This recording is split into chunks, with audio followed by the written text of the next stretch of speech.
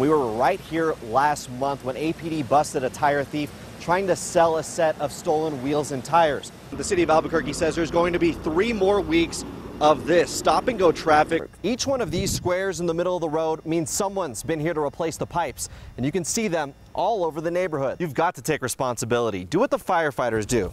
Use dirt, water, and feel to make sure it's out completely. Some of the complaints are warranted, like the unlevel parts of coal without warning, but some drivers just need to be more aware. The cell phone, it's toast. Every part of it besides where you charge it. And if that's not strange enough, look underneath this chair that I was sitting on. It's fine. Tomorrow is Selection Sunday for the big NCAA tournament. A Lobo win tonight would mean a better seeding for that tournament. So if you want to come down to coaches and root for them, make sure to wear red, Tim. Last week, the company shut down gas stations in Kansas and Missouri. They plan on doing the same thing here in Albuquerque. We just don't know the timeline yet. Deanna, if the deal is approved, the county will fork over $1.5 million. His house was on fire.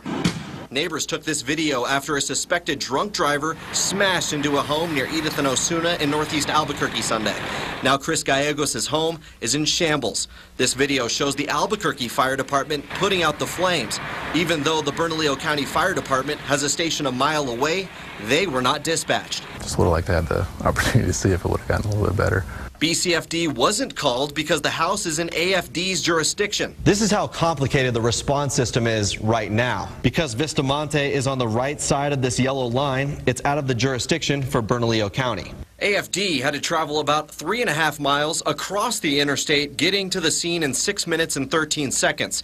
Both departments say this happens every day, and it's been happening for years. That's throughout the county. You can go to the South Valley, the North Valley, and even some areas in the east side of town where there's jurisdictional lines that abut a fire station. When an emergency response unit gets a dispatch from the 911 center, they go to the call and provide the services. That's what they're trained to do. Both fire chiefs say they've been working for 5 months on a new coordinated response system because this problem isn't as simple as it sounds. County Commissioner Maggie Hart-Stebbins says that new system needs to be in place now. One of these days, if we don't get this into place, we're going to have a death that could have been prevented by sending the closest fire truck. Including at Sandia Prep, where a man collapsed, stopped breathing, and people at the school had to use a defibrillator to keep him alive. AFD, stationed miles away, responded. Again, BCFD was just down the street. Do you care what jurisdiction you're in? Not really. I mean, I didn't even know what jurisdiction I was in, so. The man who collapsed at Sandia Prep survived. Both fire departments said they'll begin testing their new system after the 4th of July. No, I'm not a street sweeper. Oh, were you arrested this weekend? No, why? He denied it all until we showed him his mugshot from early Saturday morning. He was still wearing the same red shirt from the picture. I think I drank about a 6-pack. That was it. 59-year-old Herbert Morgan says he spent Friday four-wheeling and drinking beer after he got off work at 4. But by 6 in the evening, he says he was on his way home and into bed. By midnight, his story goes that he got a call to help clean up a car crash on I-40 and that he shouldn't have been working at all. I wasn't on call. That Saturday. It's usually the guy that's on call that takes care of all the situations.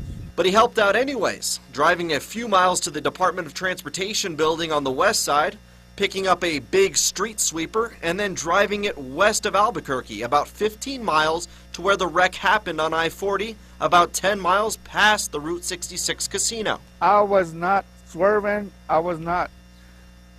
Did you hit anything? I didn't hit nothing. But the Bernalillo County Sheriff's Office says he did. They said he backed up the sweeper into a deputy's patrol car. Deputies thought he was drunk, so they gave Morgan a breath test.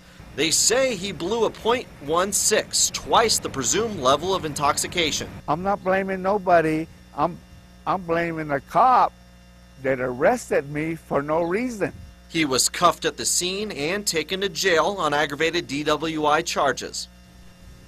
Morgan said he's never been in trouble for something like this before, but online court records show he's been convicted of drunk driving twice.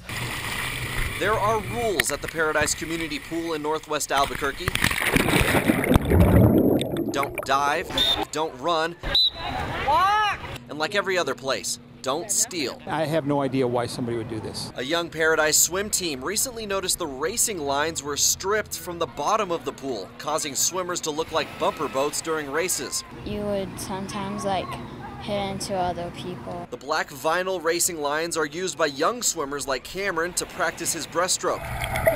You may have seen similar racing lines in Olympic swimming pools. Why would someone steal them? The only thing I can figure out is maybe it was some kind of a badge of honor for some particular group to say, hey, we were able to do this. 5 lanes of 25 yards. Parks and Rec Director Ed Chismar thinks the wet bandits used knives going underwater for hours to pick the pieces of welded vinyl off the concrete floor of the pool. The director here doesn't know exactly what happened, but he knows that the culprit or culprits had to come up for air a lot. There was no evidence left. Chismar thinks they rolled it all up and scaled the barbed wire fence. Now the county will have to drain the pool and replace the lines before next year's swim season.